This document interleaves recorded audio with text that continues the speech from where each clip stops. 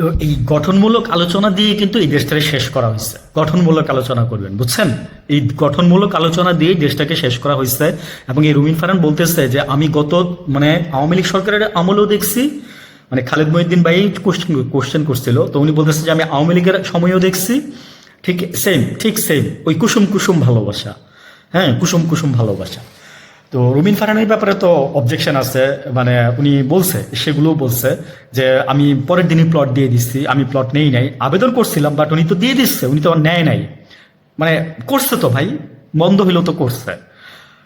আমার কথা হচ্ছে কি যে অনেক মন্দ থাকবে। আর বিশেষ করে বাংলাদেশের রাজনীতিতে মনে করেন যে টোটালি একটা ন্যাস্টি জিনিস, টোটালি একটা ন্যাস্টি জিনিস বাংলাদেশের রাজনীতি।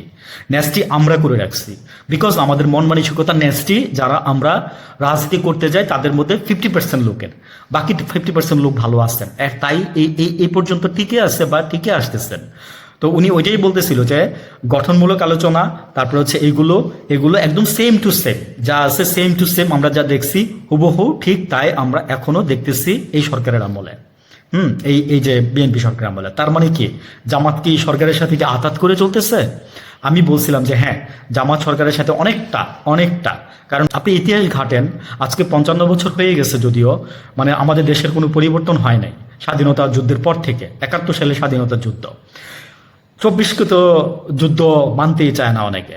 হ্যাঁ, কারণ এটা তারেক রহমান নিজে বলছিল কথাটা যে 24 এবং ভাই এটা সবাই মানে গুটি কয়েক কিছু পার্সেন্ট ছাড়া এটা অন্য কেউ এটা নিয়ে কেউ তর্কও করতে যায় না।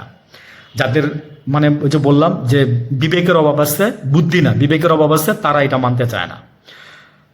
একটা ঘটনা বলি, অনেক টাকা কামাইছে একজন সচিব, আমি চিনি তাকে। তার আপনার বিয়ে করছে একজন ওনার চেয়ে 27 বছরের ছোট একজন মেয়েকে। ওনাকে বিয়ে করার পরে ওই মেয়ে তো কিছুই বুঝে না।